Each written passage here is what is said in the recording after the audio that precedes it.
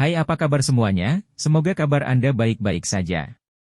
Terima kasih karena sudah memberikan support dan juga kesetiaan Anda untuk membangun channel Codot Film. Yuk kita lanjutkan alur ceritanya, sambil siapin kopi dan cemilan, setting suara volume full. Gasken. Pandangan jauh yang buruk. Apa? Semua bahan obat dihancurkan oleh seseorang? Raungan marah di dalam aula besar hampir menyebabkan atapnya runtuh.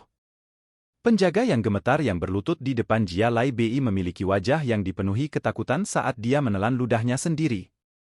Dengan gemetar ketakutan, dia berkata, "Oh, tetua kedua juga dibunuh oleh orang yang menghancurkan obatnya."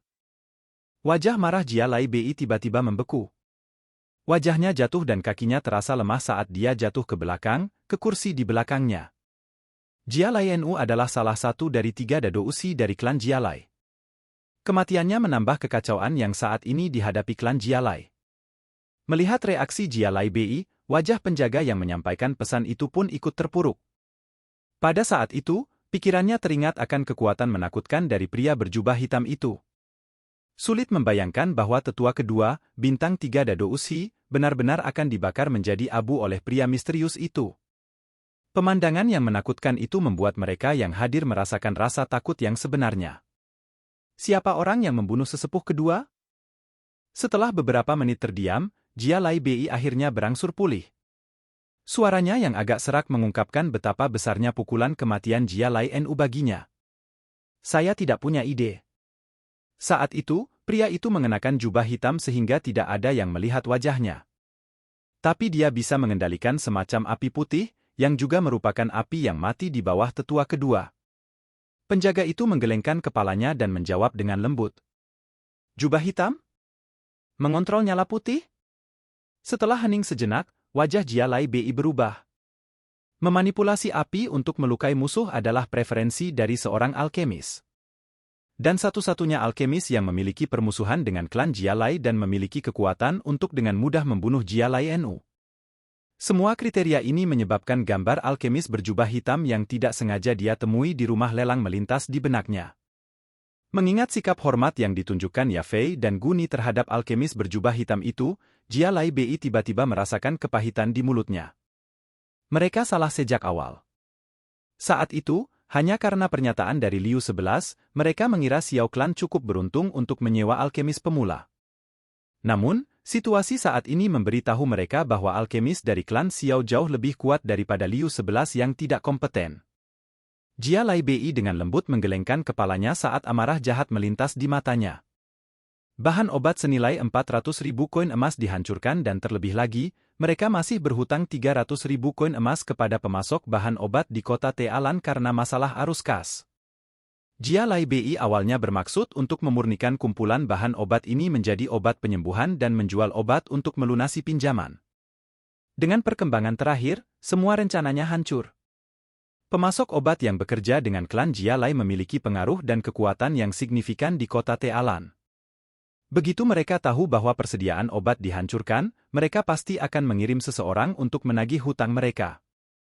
Namun, dengan pundi-pundi klan Jia Lai telah habis, bagaimana mereka bisa menemukan uang sebanyak itu?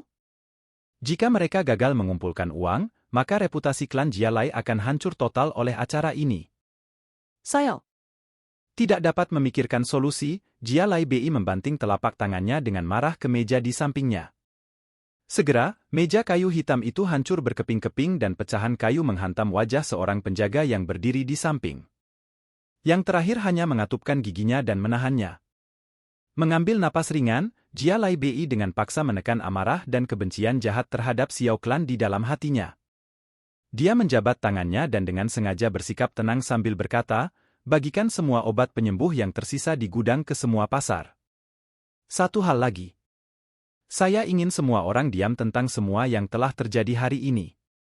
Jika ada yang menyebarkan berita ini, mereka akan dihukum sesuai dengan aturan klan." "Ayah." Tubuh penjaga itu bergetar ringan sebelum dia menjawab dengan hormat. Setelah itu, dia bangkit dan dengan cepat keluar dari aula. Menatap aula besar yang kosong, Jia Lai Bei dengan lelah bersandar di kursi. Kali ini, bahkan jika klan Jia Lai berhasil bertahan, kekuatan mereka akan sangat berkurang. Sejak saat itu, akan sulit untuk bertarung dengan Xiao Klan. Memikirkan hal ini, Jia Lai Bei menghela nafas dalam-dalam. Untuk beberapa alasan yang tidak diketahui, dia mulai menyesal telah memulai konflik dengan Xiao Clan saat itu. Namun, penyesalan ini datang sedikit terlambat. Setelah menyelesaikan beberapa masalah lain, Xiao Yan membuang penyamarannya dan dengan cepat kembali ke klannya. Dia meminta Yao Lao untuk memperbaiki beberapa pil pemulihan kekuatan sebelum segera mengirimkannya ke Sun Er. Melihat gadis itu membelai pil dan matanya yang sedikit merah jernih, Xiao Yan menerima dorongan besar untuk kepercayaan dirinya. Beberapa hari setelah Xiao Yan menghancurkan ramuan obat dari klan Jia Lai, kota Wutan terus tenang di permukaan. Namun, semakin banyak orang yang jeli mulai menyadari bahwa anggota klan Jia Lai yang telah menyebabkan masalah di dekat pasar klan Xiao diam-diam menghilang. Kesombongan mereka yang biasa juga telah berkurang.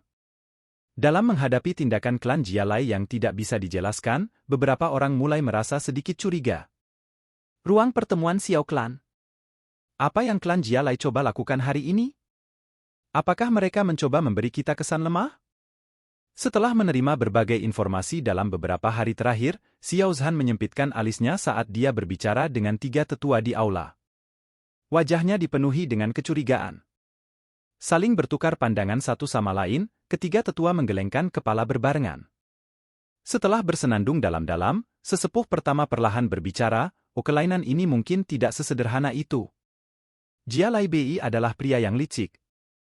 Dia mungkin melakukan beberapa skema, lebih baik berhati-hati. Xiao Zhan menggenggak. Tentu, sebagai orang yang bijaksana, dia tidak akan rileks menghadapi tindakan klan Jia Lai. Mengalihkan pandangannya, Xiao Zhan tanpa daya menggelengkan kepalanya ke arah Xiao Yan yang hampir tertidur di kursinya. Bocah itu sepertinya tidak menunjukkan minat pada masalah klan. Yan Er, apakah Anda bertemu dengan sesepuh yang terhormat baru-baru ini? Xiao Zhan secara acak bertanya sambil mengangkat cangkir teh ke mulutnya dan menyesapnya. Tel, Er bentuk alamat yang intim. Yan mengaku pada Xiao Yan. Mendengar pertanyaan Xiao Zhan, ketiga tetua itu juga mengalihkan pandangan mereka ke Xiao Yan.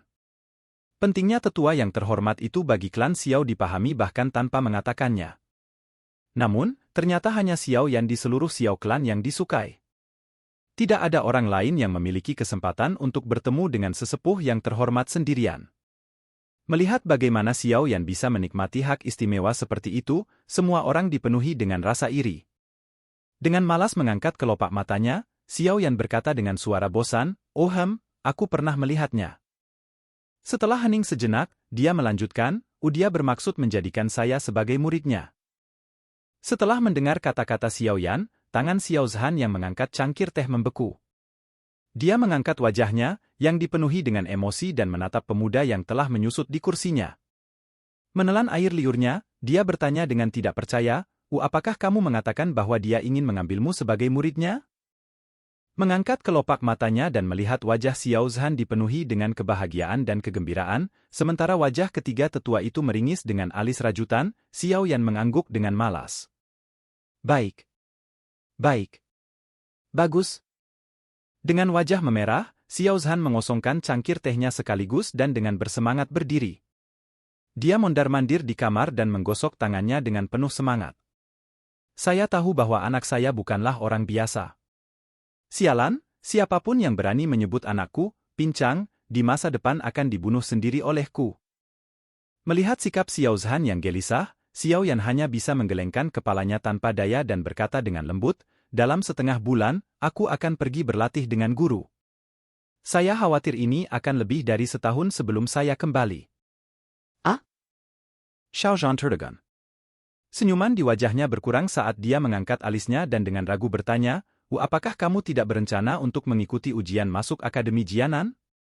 Jianan adalah akademi top terkenal di seluruh benua Douqi. Jika Anda dapat mendaftar di sana, itu pasti akan menguntungkan Anda. Saya akan mengikuti ujian masuk, tapi saya mungkin melewatkannya selama 1 atau 2 tahun. Xiao Yan mengusap hidungnya dan tersenyum acuh tak acuh. Meskipun Akademi Jianan hebat, mereka tidak dapat membantuku melampaui Nalan Yanran dalam waktu kurang dari 2 tahun. Telusi Kalinen, Nalan Yanran mantan tunangan Xiao Yan, Nalan Sun nuntai ayah Nalan Yanran. TL, Captain Master Xiao Yan. Xiao Yan tersenyum saat tatapannya menyapu seluruh aula. Saat itu, wanita sombong itu telah menghancurkan harga dirinya yang tersisa di tempat ini.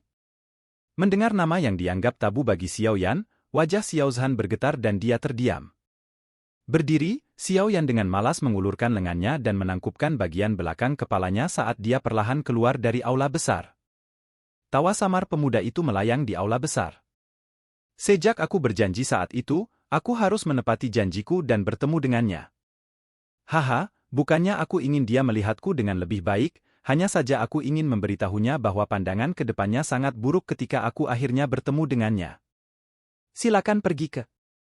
Oke guys, jangan lupa like, comment, share, and subscribe di channel Codot Film. See you next video, peace out and bye-bye.